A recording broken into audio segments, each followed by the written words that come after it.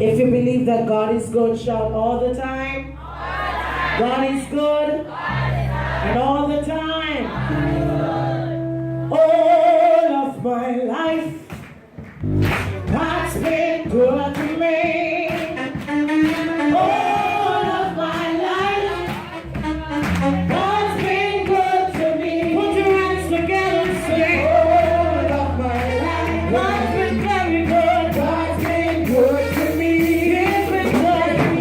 He's been good to me.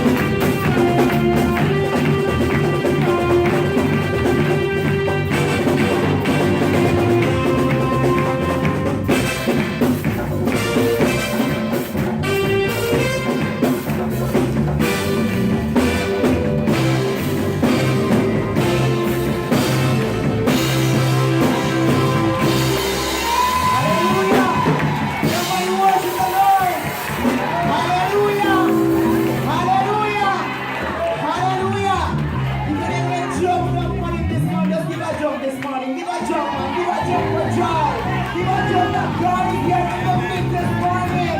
We have a job this morning for Jesus. Hey, we could just stand up by you. Hey, just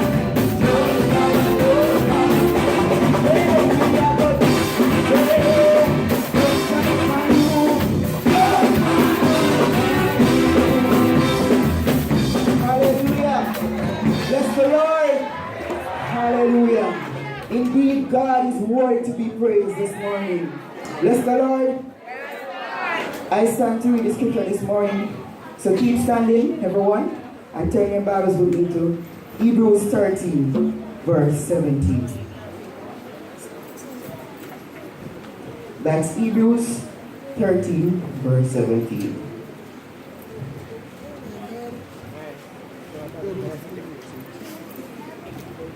If you find it, say amen. Bless the Lord, we will read together. He says, obey them that rule over you, and submit yourselves, for they watch for your souls, as they that must give account, that they may do it with joy, and not with grief, for it is unprofitable for you. Bless the Lord. Praise the Lord. Hallelujah. Indeed, God is good. I'm going to ask Brother Brian to come and pray for us this morning.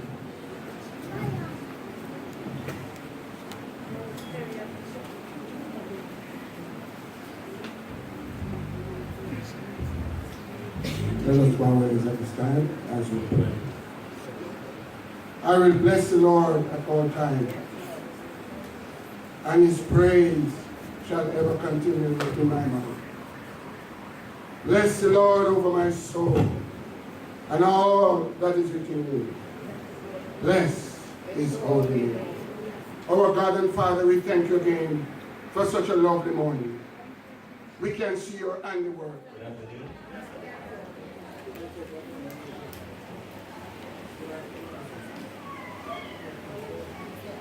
Dear love come trickling down, dear love come trickling down, oh, dear love come trickling down, dear love come trickling down, oh, hey church, that they been good, we know that they have been good, their love come trickling down. Hey church, say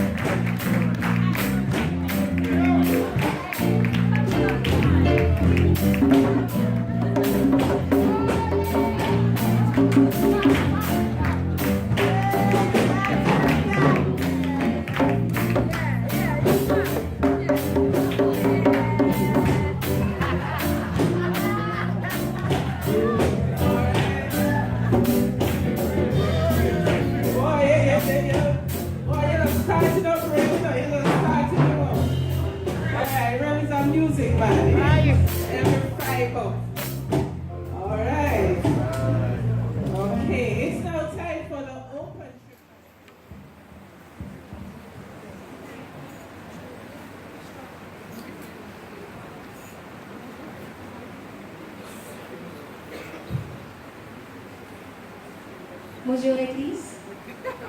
Good morning. Pasteur Ellis, vous êtes toujours là pour nous aider quand on tombe. Pastor, you are always there to help us when we fall. On vous remercie de répondre à l'appel de Dieu. We just want to thank you for answering the Master's call. Merci d'être soyeux quand la situation ne va pas. To thank you for your hearing when things can seem so bad. Pour l'humeur qui nous fait sourire. To thank you for your humor that lifts us up when we're sad. Merci pour les prières que vous faites chaque jour. To thank you for the prayers that you pray for us each day. Vous êtes plus concerné avec les problèmes des autres que les vôtres. You're more concerned with others' needs than the troubles you must face. Nous vous remercions pour les sermons qui semblent de toujours savoir ce qu'il n'y a pas.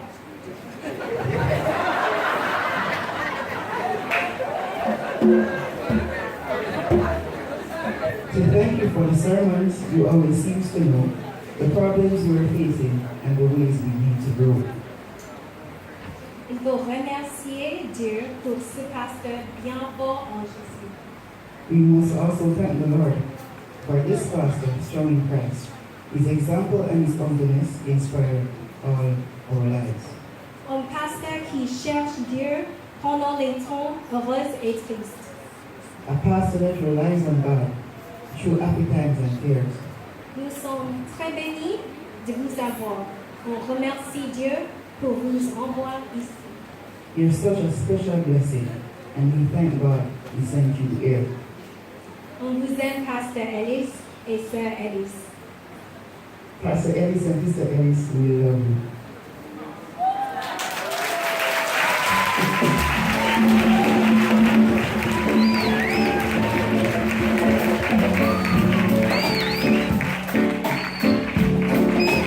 Mais you can see, I appreciate you.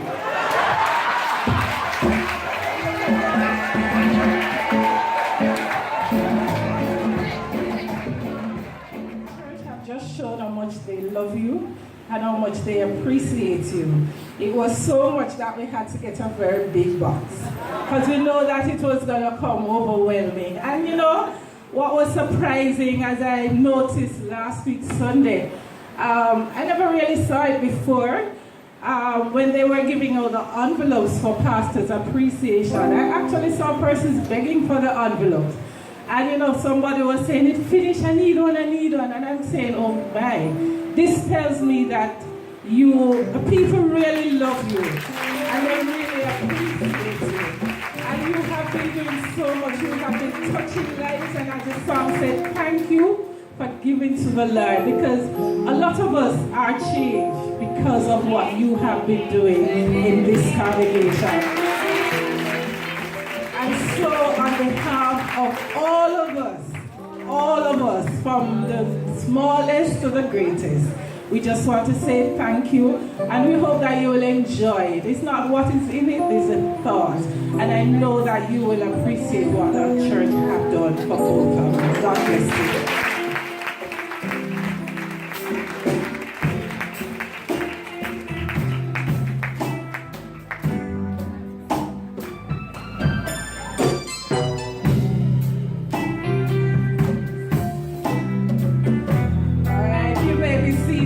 Thank you, church.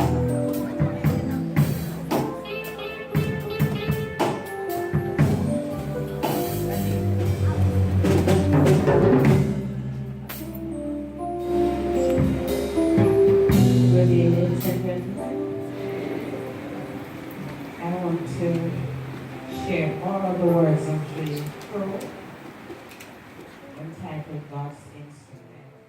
The ears that seek to hear His call, the mouth that speaks truth and wisdom, the busy feet that carry the message to all. I see the heart that was pricked and entered when God's man answered the gospel call and yielded his life as a humble servant, a man who is willing, as was Apostle Paul. I see all of this as he stands in the pulpit, an instrument through which God speaks. the words of wisdom, of love and peace, to lead and guide all those whom God seeks. And I think this really describes our pastor. He's no farther, encouragement than a thought away. He's no farther than a thought away. When he speaks to our heart, I can hear him say, I'm no farther than a thought away. If you need assurance, he'll give that to you.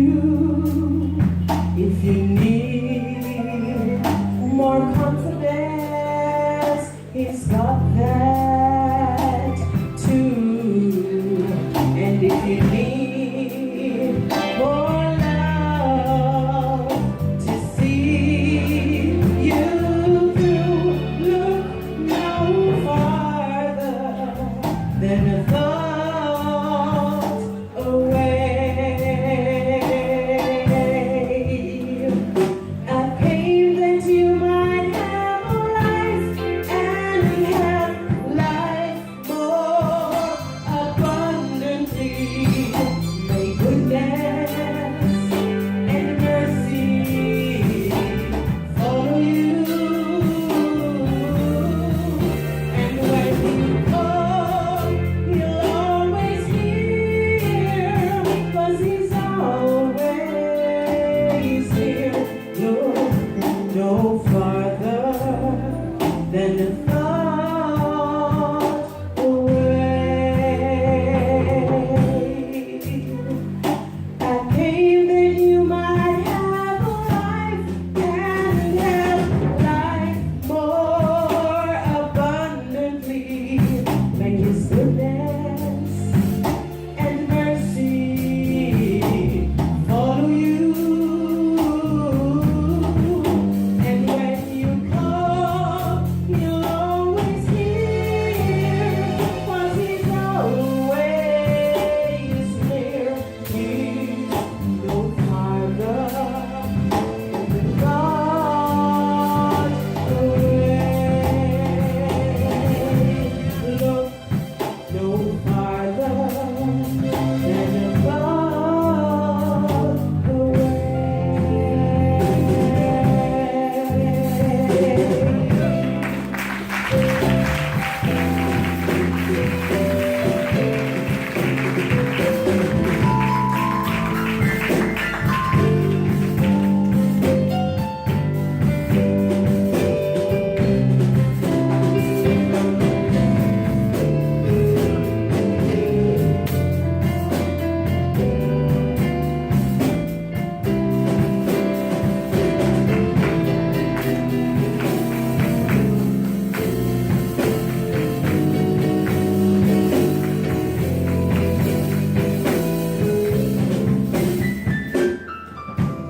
He's no farther than a thought away. Because it's a twofold service this morning, we're going to be having our speaker a little earlier than norm. And so we're going to invite our pastor to come. And he's going to introduce our speaker to you. And after the speaker, we will proceed with the rest of our appreciation.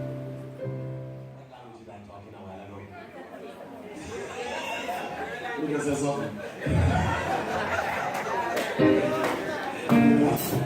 You know, even before the response, I want to just to tell you thanks that, you know, you've allowed me to be me. And that's what makes the ministry as it is. So I want to thank all of you for all the support. Lord have mercy. Don't just pray for me here. I am trying to do good. That's all I'm trying to do, just to do good. And I really appreciate all of you. There's a song that my wife and I have been trying to rehearse for more than, in fact, since July, and we've not been able to sing it because we may have not gotten it. So will you let me that mic, please? Come down.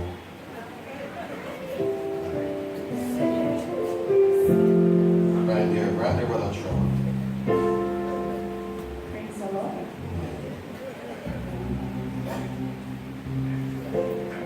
Souls in danger, bodies broken, trapped and everywhere. Arms that can't reach where they want to. Somehow make Here through whispered prayers, holding danger, bodies broken, problems here and everywhere. Arms that can't reach where they want to. Somehow making through whispered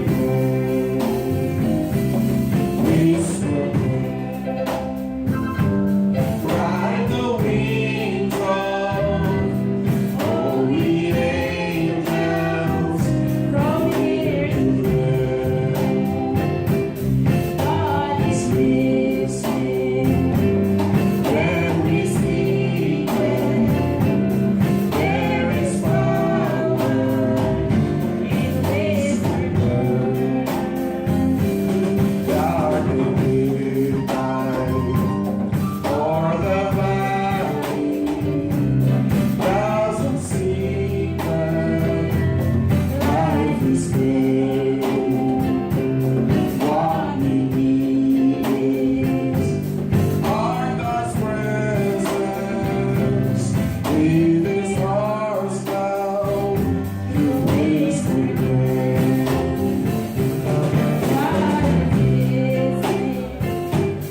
when we speak them, there is power in whispered word.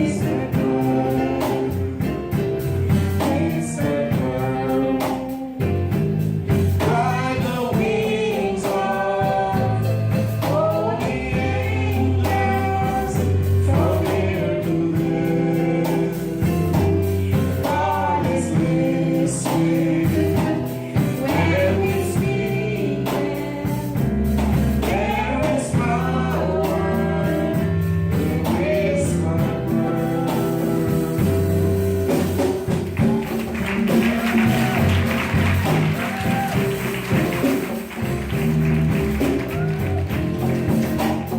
No, you need to pray for her. Because all the time I see her laughing up here, I don't know what she's laughing. But my brothers and sisters, it's such a joy. And you said after, there's somewhere on the program that says the pastor and wife response, so we'll come back with that after. But I want to thank God for Reverend Ryan Reddy. When I came here last year, we had a very brief conversation. In fact, he should have gone up to Parks Road, and he decided against his Archbishop not to send him based on what he's doing at Seaview Gardens. But we had a brief discussion, and out of that discussion, this is not someone that I had any sort of engagement with prior to that discussion. And since then, Reverend Ryan Reddy and I have become very good friends. He has been involved in doing devotions for me at the station that I work every Monday morning.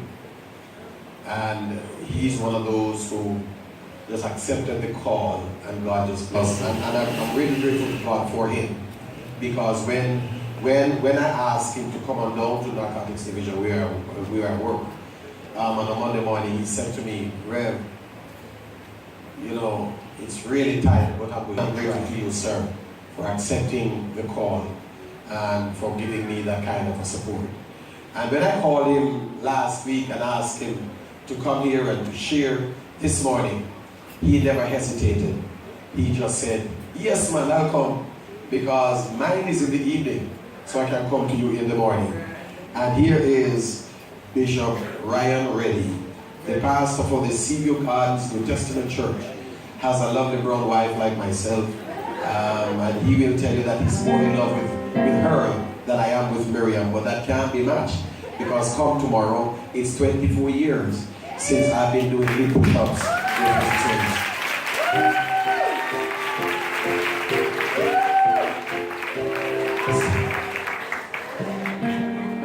No, you need to pray for me, because I mean well in Jesus' name. All right, so I want you to put your hands together and make welcome Bishop Ryan Reddy as he comes to share the word of God.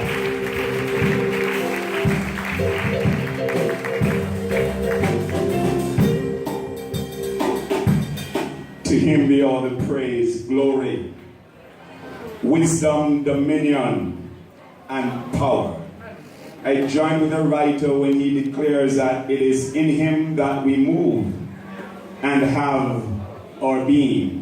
To him be all the praise and the glory. Let me recognize Bishop Ellis and his wife on this day that the church come together to appreciate them. Thank you for having me over this morning to share in your appreciation service. To the members of the Church and Pastors Council, good morning. I have with me from Cedar Garden, Sister Denise Fife.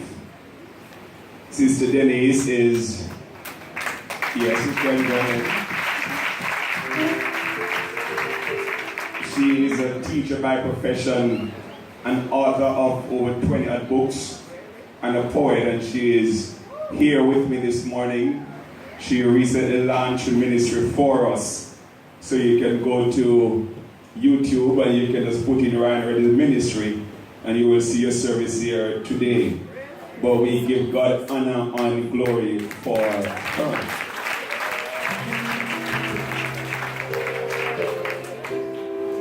I want to give God thanks for your pastor. You will have heard him give a brief introduction about my journey with him at Narcotics.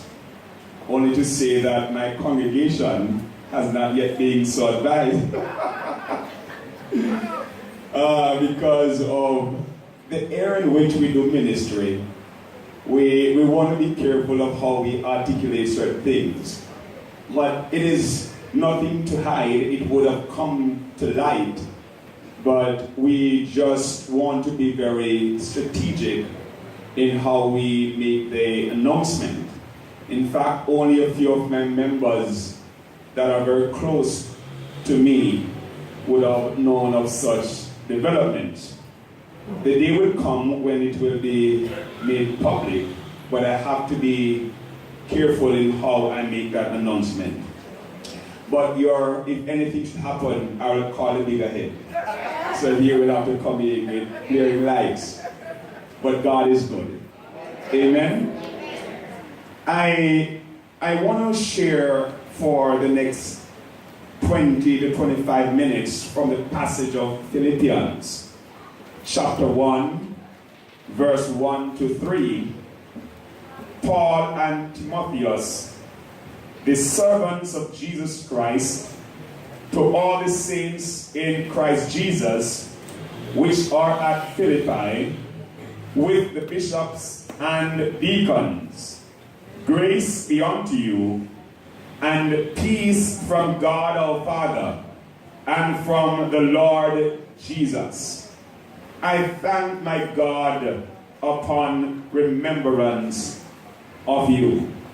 I shared this word last year, and I want to share this with my brother and his wife, and by extension, this congregation, on the subject, memories, motives, and ministry.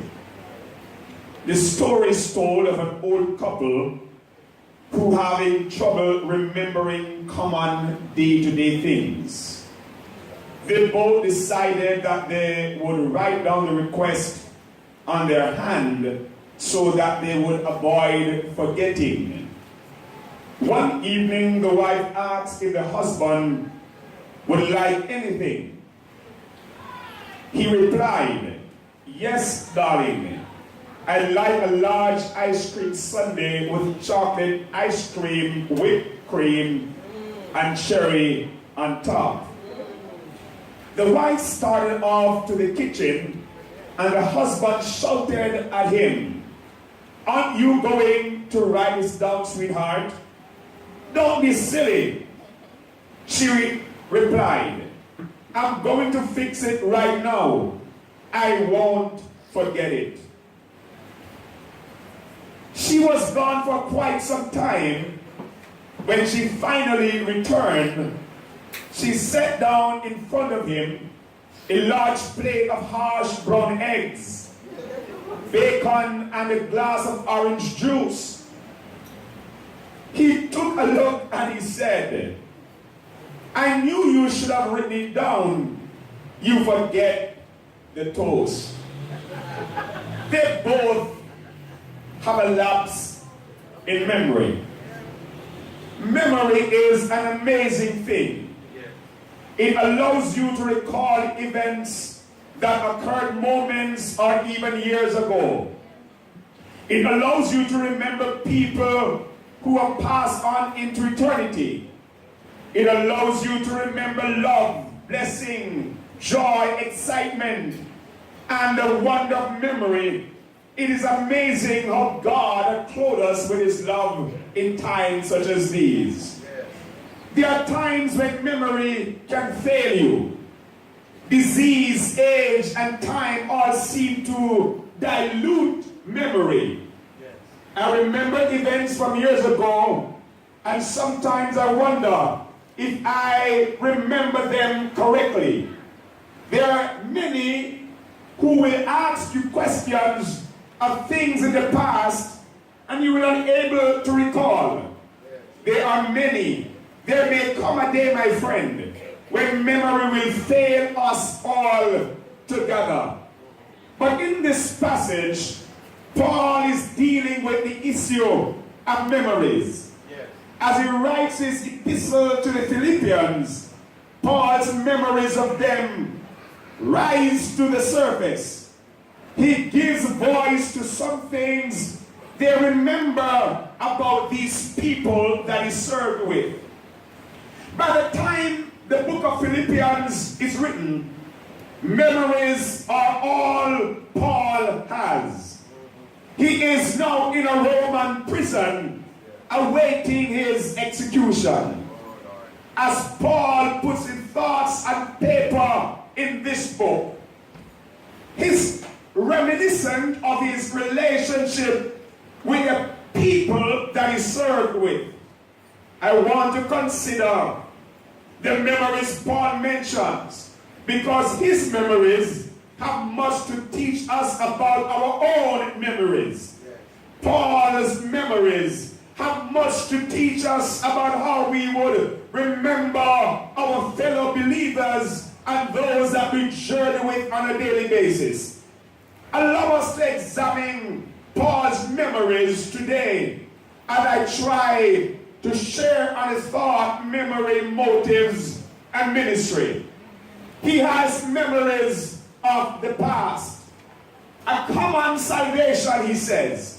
In verse 1, Paul addresses his letter to the saints in Christ Jesus. In verse 2, Paul mentioned God who is our Father. In verse 5, Paul speaks of their fellowship in the gospel. He calls them brethren 8 times in the text. These phrases calls to mind a common experience of salvation. As Paul writes to his fellow saints in Philippi, he calls to mind their common past. He remembers his own salvation and his experience. So when I heard the moderator early on speak to the kind of trouble that they gave to their pastor, when pastor is evaluating his members, pastor will remember that there was a time in his life when he had to be spoken to by his pastor. And so now to mete out justice to you, in his own wisdom, he would have to go back to his past, evaluate the present, and to make a righteous decision as to how he would scold his members. Memories allow us to be humble in time when decisions are to be made. He remembers the events that first led him to Philippi to spread the gospel of Jesus Christ. And so by coming to Beeson Street, he would know why he's here. Not for the money, not for the gleam, not for the glitter, but for the sheer love of people and ministry. And I can say by experience, when you love people, when you share the word of God, when you live an upright life, people will gravitate to your ministry. People will show you love. People will embrace you. And so memories about today will linger for a very long time with him after the day has come to an end. He remembers the people who were first saved under his ministry. It doesn't matter the kind of congregation he got when he first take up his appointment here. The people that got saved under his ministry are very special to him. Not that those who were there before are not special, but those who got saved since being here are people who are special to him. And so he remembers people because he's called to serve people. He remembers some of them by name. Paul remember how he met Lydia. He remembered the girl that was demon possessed and how he had to cast demons from her. He remembered the jailer and his family. He remembered the fellowship that they had enjoyed together. All of these memories filled Paul's heart with thanksgiving and joy. Take a moment to remember your salvation and all the saved godly people the Lord has placed in your life. Where would you be without them today? Take a moment to look around you right now and consider the saved people God has surrounded you with as we speak. Remember that they are redeemed or shared by a common salvation and a common love. It doesn't matter how big you think you are. It doesn't matter how articulate you think you are. It doesn't matter if you're black or you're brown, if you're Chinese or you're coolie. All of us are bought by the same blood of Jesus Christ. And so we ask the question, what can wash away my sins? Nothing but the blood of Jesus. What can make me whole again? Nothing but the blood of Jesus. Oh, precious is the flow that makes me white as snow. No other fount I know. Oh, nothing but the blood of Jesus. Whether you are saved, amen, through grace, or you're saved through a different version of what grace is all about. What is important is that we are washed in the blood of Jesus Christ. Somebody praise the Lord here. We are of the same body. We share a common service. In verse 1, Paul refers to himself as what? A servant. The word translated servant literally means a slave, in reference to one who is owned by a master. That is exactly what the redeemed are. We are the slave of Jesus Christ. In Philippians 4:3, Paul mentioned those who are, amen, true yoke fellow, and those who labored with him in the gospel. The believer in Philippi were called laborers with Paul. They had stood shoulder to shoulder with him through some thick and some very thin experiences. They supported him, labored with him, and helped him as he carried out the Lord's service.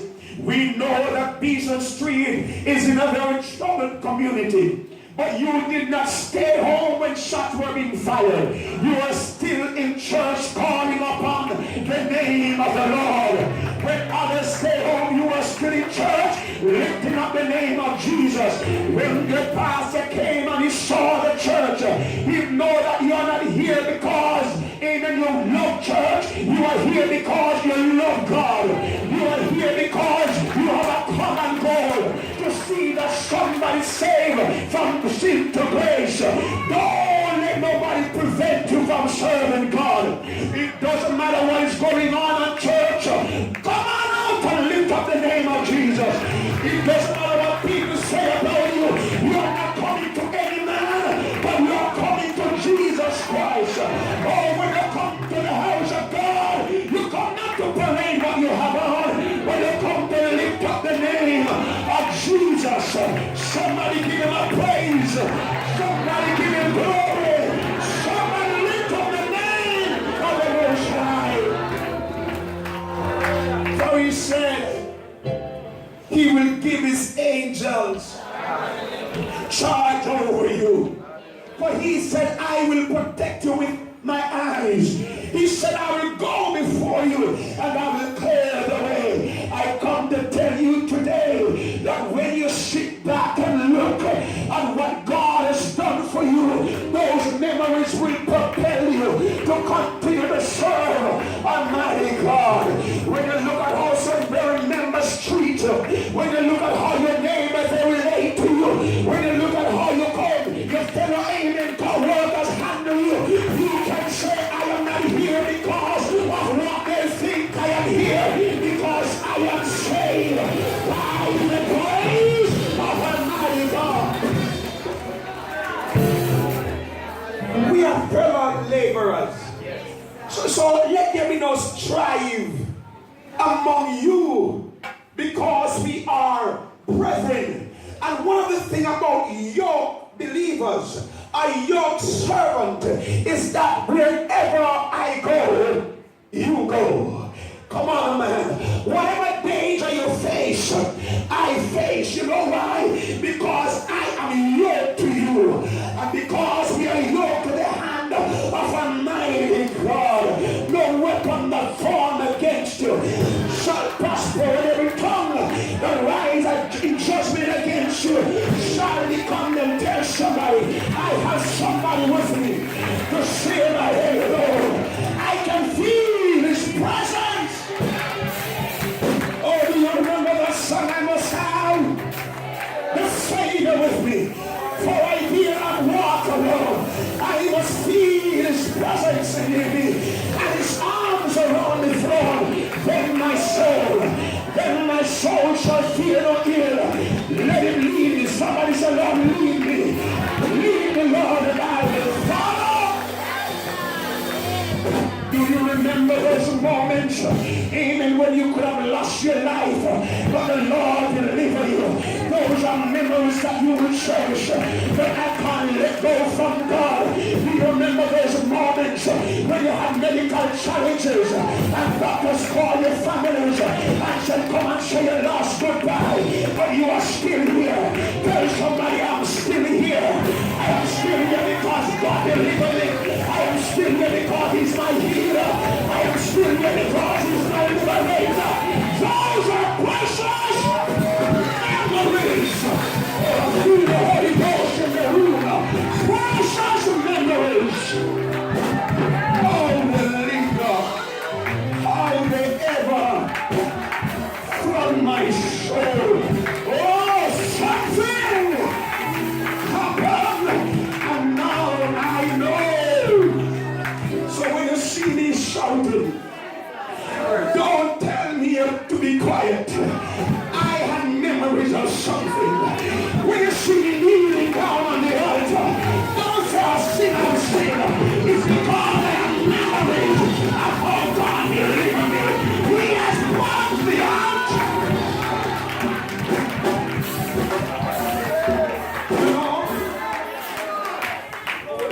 people don't understand.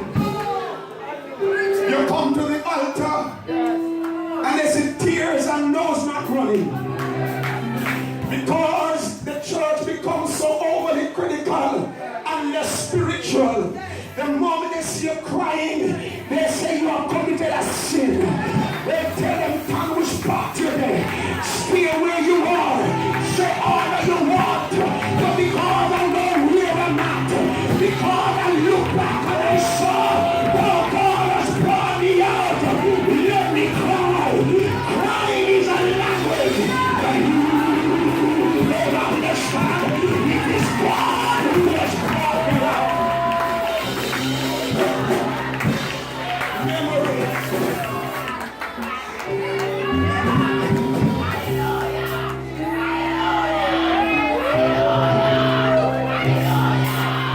And then Paul said, you know, I have memory of the present. I look back moments ago and the words that you shared with your pastor, and like Paul, he remembered an uncommon love that he had never felt like what he discovered in Philippi. Pastor can tell you that he had pastored several churches and he would have had success and he would have disappointments at other churches. But the present love being poured out from him and you to him is something that he had never experienced. He said there was a special bond of love between Paul and the Philippian Christians. When we talk, you know, when we meet and we talk church, your pastor have good things to say about you. And I evaluate this discussion at times with prayer ministries that I've been involved with. And it tells me that there's an overwhelming love that you have displayed to your pastor. And that's the kind of relationship that ministry and laity and members and community must have when we come to one place. This church is not for, amen, the elites in the community. This church is for the man that walk and eat out of the garbage bin. If he comes to the church, he must be the same love that you shower down on your pastor. Oh, yes. But church has a problem that must be fixed. Hallelujah. Amen. Amen. The love that you show to your pastor, you must show it to your husband. Amen. You must show it to your children. You must show it to your co-workers. Otherwise, you are living in hypocrisy. Come on, man. You cannot show love for the servant of God and those that you see every day. You can't tell them that you love them.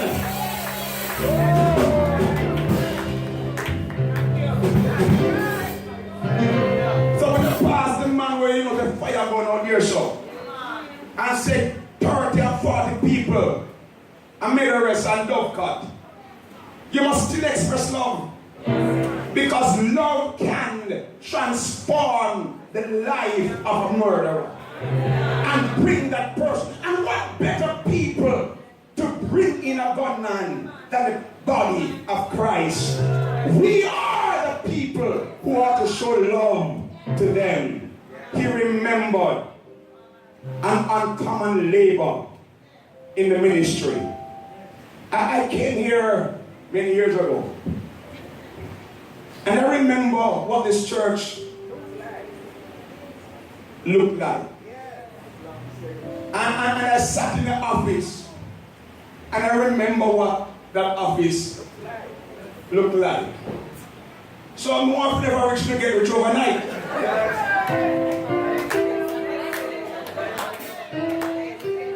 But it shows that ministry is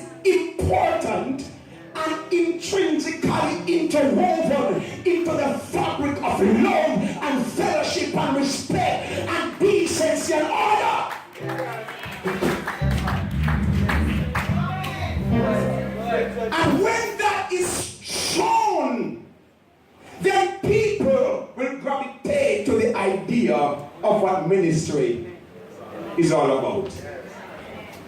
Ministry is not only about money, but ministry is about respect. Ministry is about raising the standard.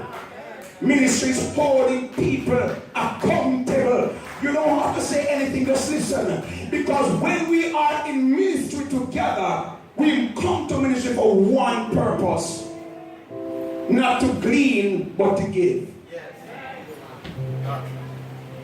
Not to take, but to give. Because ministry is what is going to allow people to see the love of God in your church, your life, and your community. Amen. Let's touch your neighbor and say amen. But as Paul thinks about these special people, he reflects on the way they have served, blessed, and helped him. He remembered the labor of these precious people. Look at what they had done for Paul. In chapter 1, verse 19, the text says the believers prayed for him. None of us who are in ministry can succeed without the effective prayer of the saints. Prayer moves mountains. Prayer clears spiritual blockage. Prayer heals and prayer delivers and prayer motivates. When you don't feel like going on, all you need is somebody to pray with you. When you feel like throwing the towel in, all you need is somebody to say, Pastor, I'm praying for you. Sister Bell, I am praying for you. Prayer changes things. Oh, somebody praise the Lord. Not only did they pray for him, the Bible said they had sent Epaphroditus to minister to Paul in prison. When pastor is on leave or he's going through a very difficult time, one or two brothers from the prayer team, you don't need the entire church, just to say, Pastor, we know the struggle that you're going through, and we're here for you. That is strength in of itself. The text says in chapter 4, verse 10, they had given sacrificially to support Paul's ministry. And when I look at you today, I said, Lord, you have chosen the right passage. Because everyone, whether you're at work or home or church, needs motivation. Need to appreciate people and allow them to feel as if your presence here or your time here is well received. Then Paul remembered all these things, and the text says he was very grateful. The same level of gratitude should fill the hearts of God's people. Where would we be without those who serve us? We are not your masters. We are not your bookie masters. We are servants. And you know, all of the churches that I've pastored, none of my past or present congregants can ever say that pastor have dissed them or disrespect them. None. Not because I hold the office of the pastor. It means that what I say goes. We are a community of people. We don't always share the same idea. And sometimes we are wrong. And the congregants' ideas are better. So what? Because I'm the pastor and I have this idea, I'm going to let you shoot it down. Whatever you do, and I accept, builds my ministry. And all of us are going to succeed from the idea of just one. So we must be grateful to people who are serving with us. In coming on, he has memories of the positives. Now, these are some stuff that many people really don't talk about. And I realized that in ministry and being a pastor, if you can't stay positive, you will always look for a transfer after a year.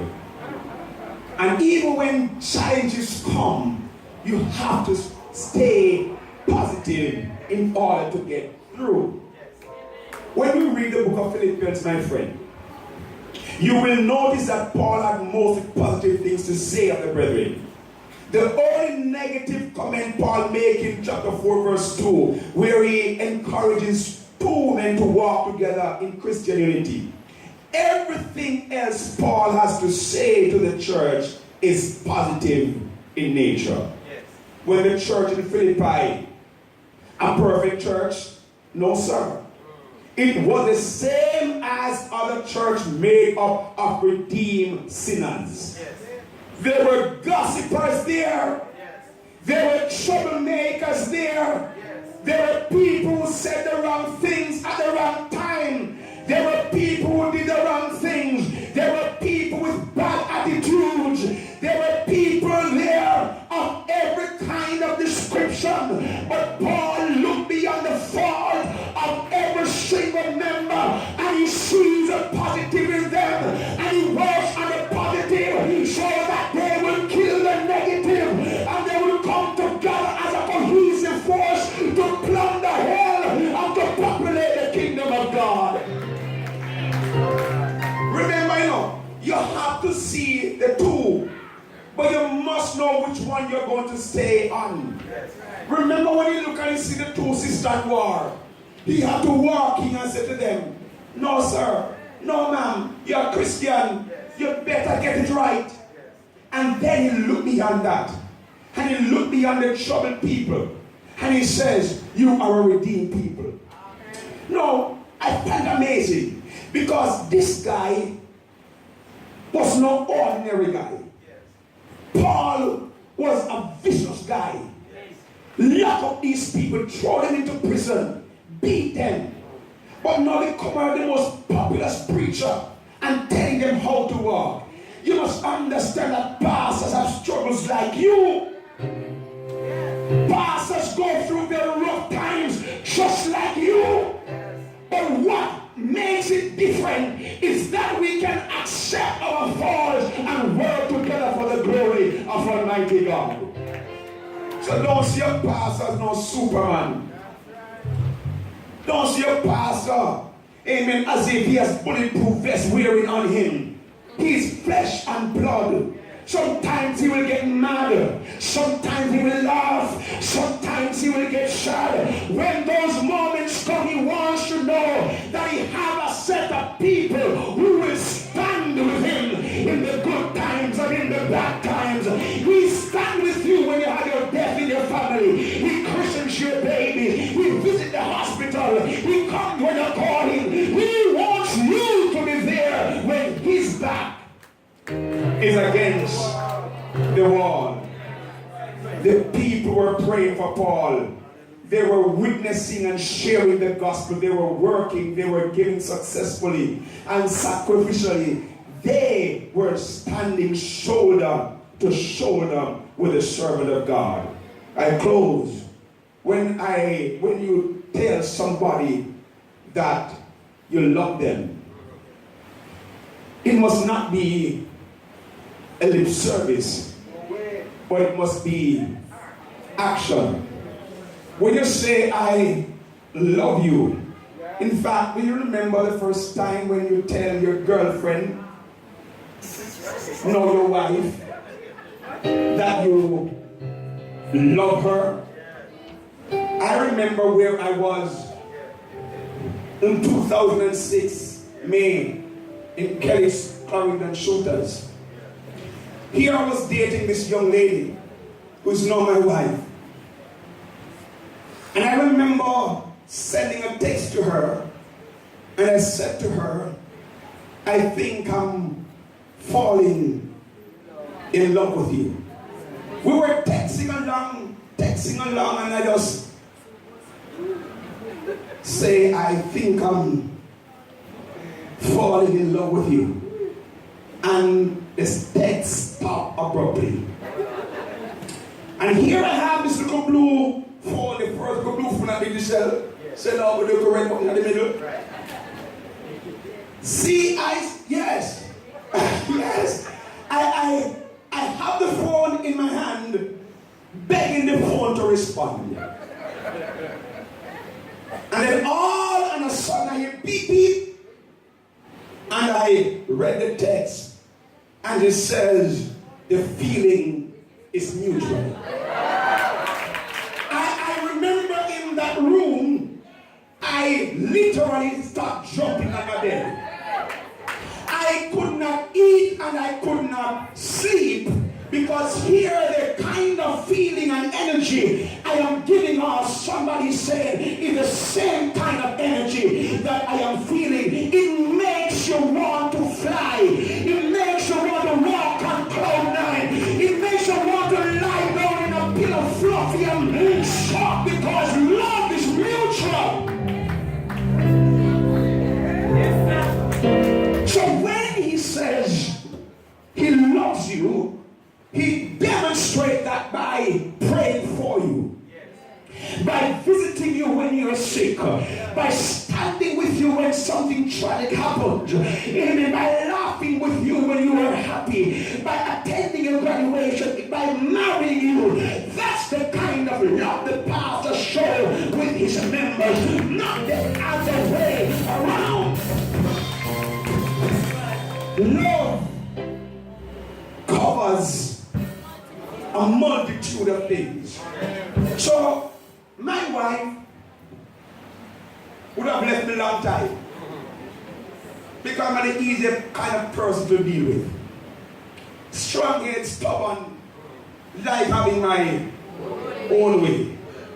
When I do things I don't want to be undone, don't just follow what I say. And this young lady allowed me to know that marriage is not a one-way street. Not because I say hop, I must hop. I want to know if I am to hop, if I'm going to hop any at all. And she kind of straightened me out. I still have a little bit of straightening to do, but love covers a multitude of things.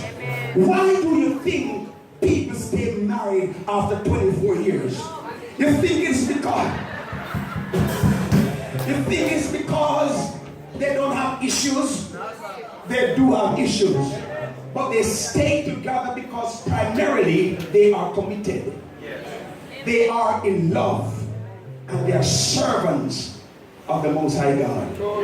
And with those three combinations, you can leap through a troop and run over a wall because love is all that we need. I would just mention that Paul does something here that the church needs in our churches today. He takes the time to say thank you. You know, I see you on other churches that I've pastored. If they clean, if they cook, if they go out of their way to do something, the first thing I do when I get in my office is to go straight to the clerk's office and say to her, please put this from my desks to X, Y, and Z, that we appreciate your work. We thank you for what you have done. When people feel appreciated, they will go the last mile of the way. When they see that you are not taking advantage of them, but you appreciate what they do, they will go to the last mile. I say this to you and I close, because this is what Jesus has done in our lives. I was a very skeptical guy, and somebody that is, I consider myself to be someone who's very particular in where I go and in who and where I eat. So I don't everybody. But here I was, 1998, in a little place in Clarendon called Agronomy. We were on missions. I was being trained to become a missionary.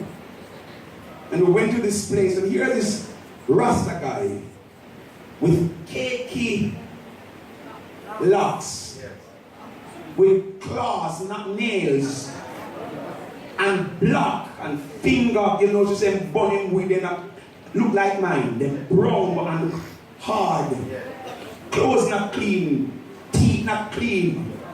But here the guy cooking rundown, dumpling, and cocoa. And we went there to minister to him, and God knows that he had to work on me.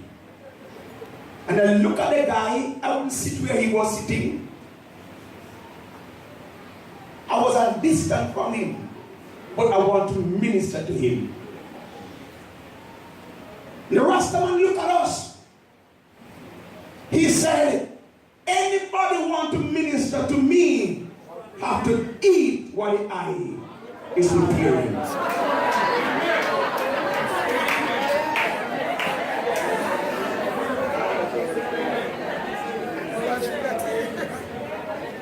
My belly start turning because the very appearance of the guy who say run, all of them are something mix up in a dumpling. Nah, eat it. And the Lord really ministered to me. And I decided not leaving Agronomy. I have to minister to this guy. So I said, give me the food. And the man cut a bottle leaf. And I draw a stone. And I cut the dumpling in 4. And I make 2 back chew and swallow. And when I was through, Keisha McInnes and David Menzies and myself, we stood there and the Rastaman listened to us talk about Jesus. This Rastaman grew up in a pastor house. And everything that we said he had accountable, but at the end of it, we were there and we were having cooks at Reverend Kelly. I don't know if you know Kelly, that was from Lacover. And when we were through ministering to him, he came, cut his locks, got saved. Because somebody was willing to kill pride and to win a soul.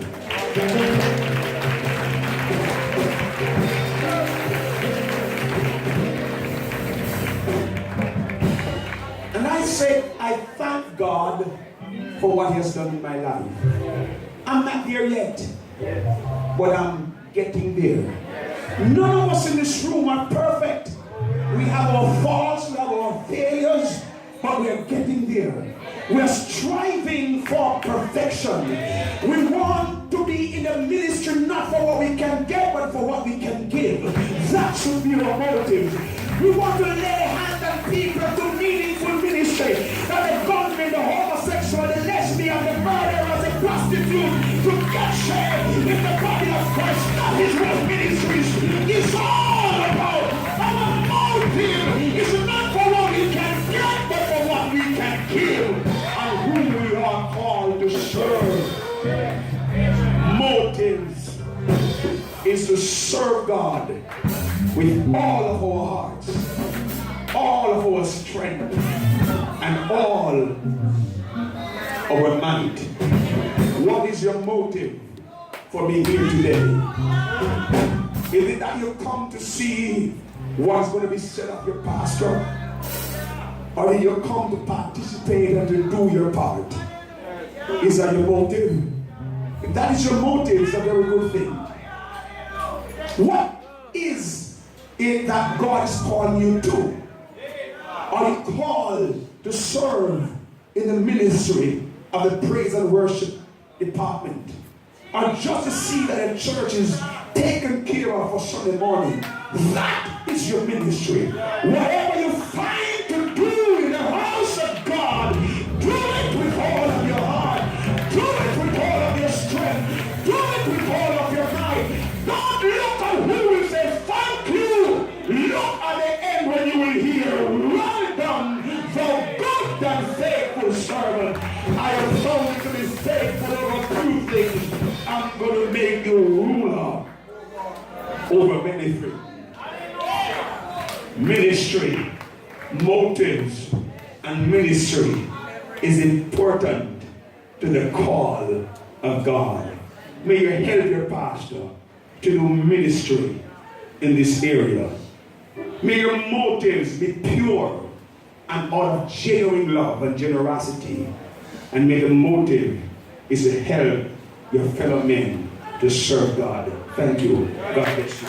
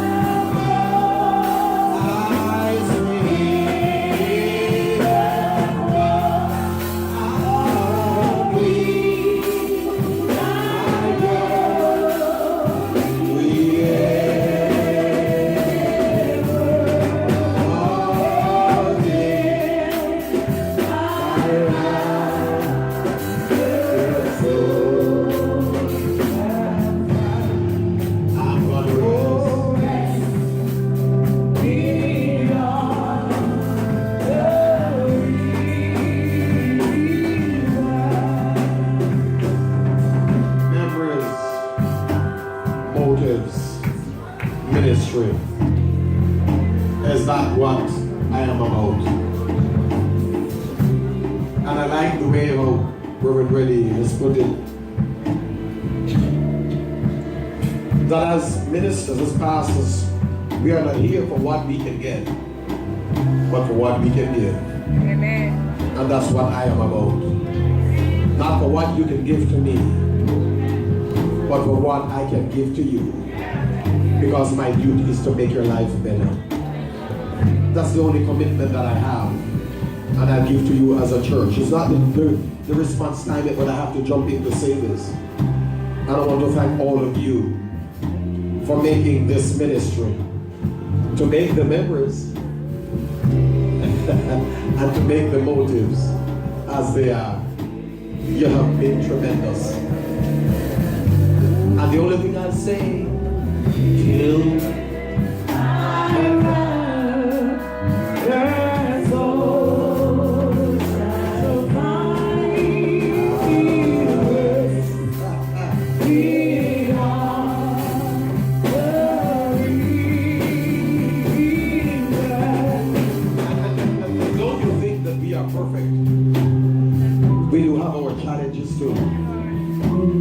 I would have told you some of those things, that there are times when I feel like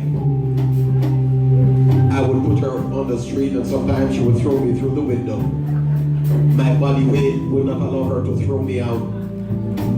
But she's stuck with me. Tomorrow it's 24 years that she's been doing that. I want to thank you. At the end of this month, we'll make 2 years that you have stuck with me. I want to thank you. You have done tremendously well. And any way I look, I want to cause it. If I look good, I want to cause it. And if I look bad, I want to cause it.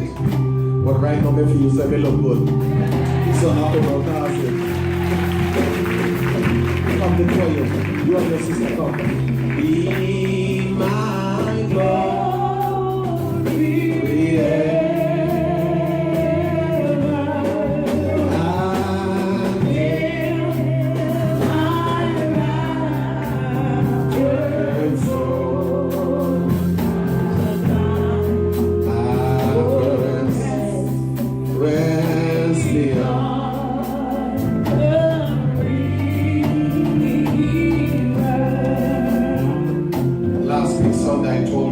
Time you turn up to church, you must bring your passport.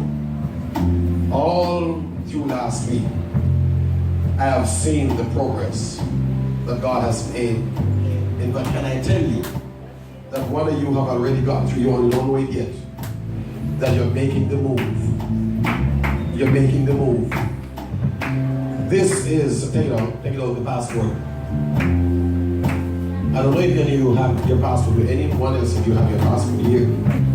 But I did say, and this has nothing to do with an appreciation service. This is God's church. And I'm on God's side, doing God's thing. Hallelujah. Hallelujah. And I'm all about service now. So I'm just going to do what God wants me to do. These are for troubling purposes. And so we're going to do what God wants me to do. Hold hands as sisters. My wife and I will now join you. And we will hold hands with the passport. Because the purpose of God must be fulfilled in your lives. Sister Dixon. Where is Sister Dixon? Let this video over there. I've seen the many nights that you have cried for your girls and for the progress that you want for them. All the prayer we have prayed Sunday morning could never go in vain. God have to answer them. And this is one such prayer that is now being answered. But that which you desire for your girls, it must come to pass. And you're not going to die and no benefit from them. You're going to fool your belly, open their fridge and drop out the door. And mash up their glass like how they mash up yours already. You're going to do some of those before the Lord take you home. So we're going to pray now. Father, we give you praise even now. Long before you brought these girls into this world, you designed, oh God, the roadmap for their lives. Long before they became a part of this church, you designed, oh God, the progress that they should have made. But we now, oh God, as a church, have recognized that the enemy is seeking his way in trying to distort and to disrupt that which you have begun in their lives. Father, we know that the only thing the enemy can do is to delay that which you have designed for us, but he cannot deny it. These are your daughters.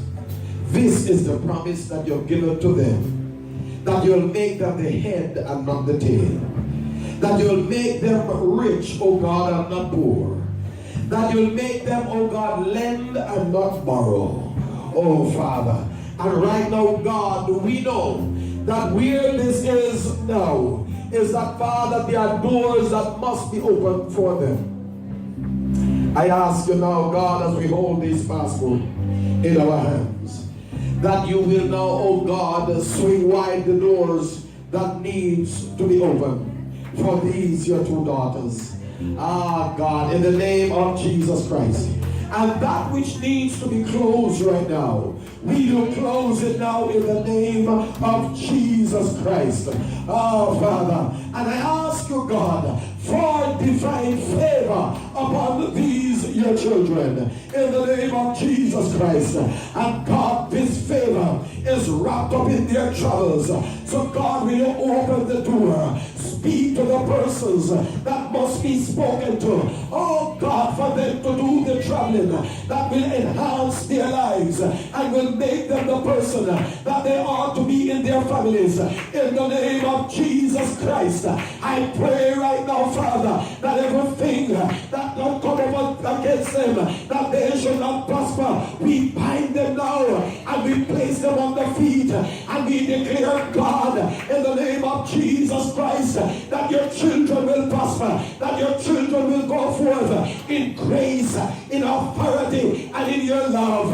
And we are going to praise you because of what you're doing now and what you have done for them in the name of Jesus. God, we know the critics have already begun to criticize. But God, if they can't say anything positive, shut their mouth, Daddy, in the name of Jesus Christ. And Father, we pronounce the blessing now. The blessings of the Lord be upon you, my children. In the name of the Father, and of the Son, and of the Holy Spirit. Walk in the grace of Almighty God. Walk in the peace of Almighty God. Walk in the blessings of Almighty God. Walk in the glory of Almighty God. Walk in the strength of Almighty God. In the name of Jesus. And Lord, we thank you that your will be done. We call it done now. And the church say, and the church say, and the church say, and the church say. So you can now go. Because all that God has for you, that door has already been opened. So you can smile again. You can smile again. Because this is your moment of victory. Somebody shout the name of the Lord. Somebody shout the name of the Lord. Somebody shout the name of the Lord. Since some of you didn't bring your passport this week, if I were you, I'd bring it next week. Because what I see God doing, the only thing that you need to do is to believe. I said, just believe. Touch your neighbor and say, neighbor, just believe. This is not about you, it's just for you to believe. Just to believe. Put your hands together and give the Lord praise.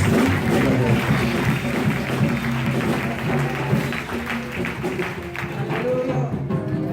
You may be seated, and we are believing in God to continue what He has started. And I know that by the beginning of next year going on, God is going to do such a great thing at Eastside Street.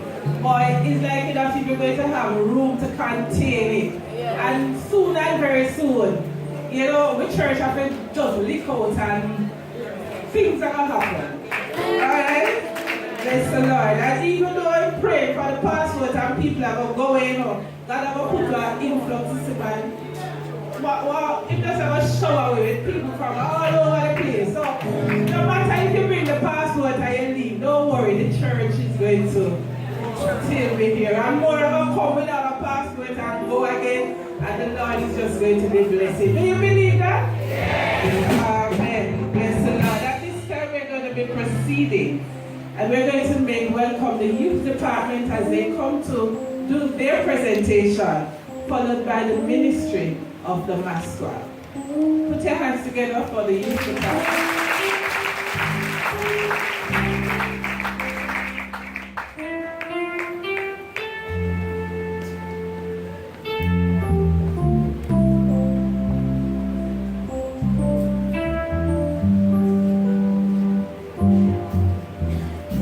Good morning, church. Good afternoon. Brad, Sister Ellis, good afternoon. Especially good afternoon to you guys. It is said that pastors have a very special calling, and because they do, they need to be cherished, they need to be appreciated, and they need to be loved. And as I stand here this morning, Kim and I, on behalf of the youth department, we just want to let you guys know that you are appreciated. We will continue to cherish you, and I'm sure our love will continue to bubble in our hearts for you. Remember, it's not easy. I mean, I was reading the other day that a lot of pastors are leaving the ministry because it is so hard. They have to deal with so many things. But thanks be to God that you are still on the go, that you're still in the ministry. And as a youth department, you recognize that you have been so wonderful to the young people. And I'm going to ask all the youth converts just to stand. Those who have gotten saved since Reverend's been here. If you're here, please stand. So that's a great ministry, so God bless you. You be seated. And we just want to say that we appreciate your ministry. And as a youth department, we just want to leave this encouragement with you, and that's Isaiah 40 verse 31. It says that they that wait upon the Lord shall renew their strength. They shall mount up with wings as eagles. They shall run and not be weary. They shall walk and not faint. And I choose the scripture. We choose the scripture because we just want you to know that God has your back. He has seen your selflessness. He sees the crazy hours that you have to work. And I'm sure there are many times, sister, you have to miss out and spending quality time with you. But she understands, and Sister Evie just want to say thank you as well. I said behind every good man is a good woman. And I'm sure it's because of your prayer and you pushing him and encouraging him. It helps him in his ministry. And we want to say that God bless you on behalf of the youth department. We have seen you spoken to a couple of the young people, whether the teens, the younger ones, the older young people. We've seen you talk with them. I've witnessed that. Other members of the youth department have, seen that. And we want to say thank you. It's our prayer that you will continue to encourage them, all right, just to give them a word of encouragement as you pass them by. Rev, we love you, and we just want to say we appreciate you. Sister Kim is now going to hand over to you your special gift. Now, before I hand over the special gift, I just want to share a memory that I had with Pastor. Now, for me, at the moment, it wasn't a fun one, but I had to sit down and take the correction. Now, something happened in church, you won't know what happened. But when Rev said, Kim, see my office, I was like, anyway, I went on the inside, and to my surprise, I had heard and I saw a stern side of our pastor. I was feeling so bad. As I came out, I told my mother what happened. And then she said, next time you'll know what to do. But Rev, in spite of that, we as the young people and the youth board, we appreciate you a lot. Sister Ellis, I haven't had an in-depth conversation with you, but I've seen you, admire you, and I know that you are a team and you work well. Now this gift is from the youth board, and it is with great appreciation, youth department. We present it to you and your wife. Whatever it is, I'm sure you will enjoy it.